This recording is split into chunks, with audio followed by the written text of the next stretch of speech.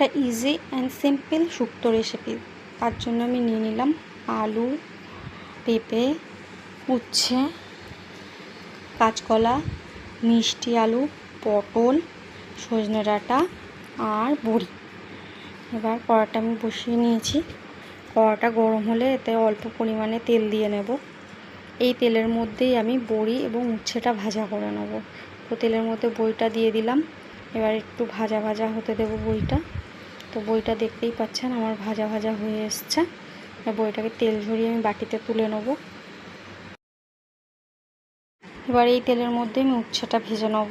আর উচ্ছেতে অল্প করে একটু নুন আর হলুদ দিয়ে ভালো করে লাল লাল করে ভেজে নিচ্ছি। উচ্ছেটা আমার ভালো করে ভাজা হয়ে গেছে। এবার তেল ঝরিয়ে আমি তুলে নেব। আর এই তেলের মধ্যেই দিয়ে দেবো অল্প করে রাঁধুনি ফোড়ন। আমি শুক্তোতে আর বেশি কোনো ফোড়ন মশলা দিই না, শুধু রাঁধুনি ফোড়ন দিয়ে শুক্তো বানাই।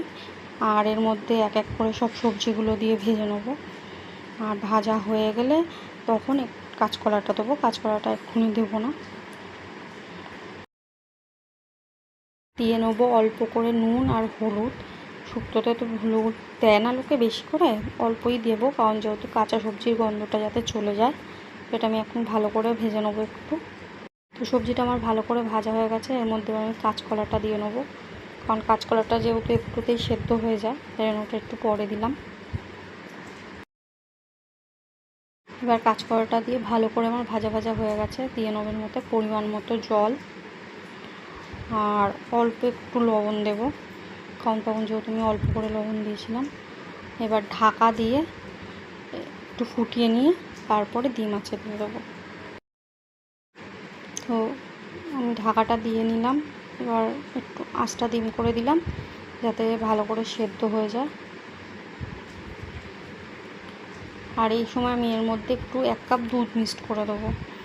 আমি শুক্তোতে দুধটা দিই আর রাঁধুনি ফোড়নটা দিয়েই শুক্তো বানাই, আর কিছু দিই না। আপনারা বানিয়ে খাবেন, দেখবেন খুবই স্বাদ লাগে। সর্ষে বাটা শুক্তোর থেকে এই শুক্তোটা বেশি টেস্টি লাগে। তো খেয়ে আমাকে অবশ্যই কমেন্ট করবেন যে কেমন লাগলো। তো এবার ঢাকাটা দিয়ে আমি আস্তে করে দিয়ে আঁচটা ভালো করে সেদ্ধ করে নেবো সবজিগুলো। এবার সবজিগুলো সব সেদ্ধ হয়ে গেছে। এর মধ্যে দিয়ে নেবো উচ্ছে আর বড়িটা, আর একটু ফুটিয়ে তারপরে ঘি দিয়ে নামিয়ে নেবো। আর একটু অল্প করে মিষ্টি দেবো, শুক্তোতে অল্প একটু মিষ্টি দিতে হয়। তো এটা আমার ভালো করে ফুটে গেছে। তো এর মধ্যে একটু চিনি দিয়ে নিলাম আর উপর থেকে দিয়ে নিলাম অল্প করে একটু ঘি। এটা একটু মিশিয়ে নিয়ে ফুটিয়ে আমি নামিয়ে নেবো। তো রেডি।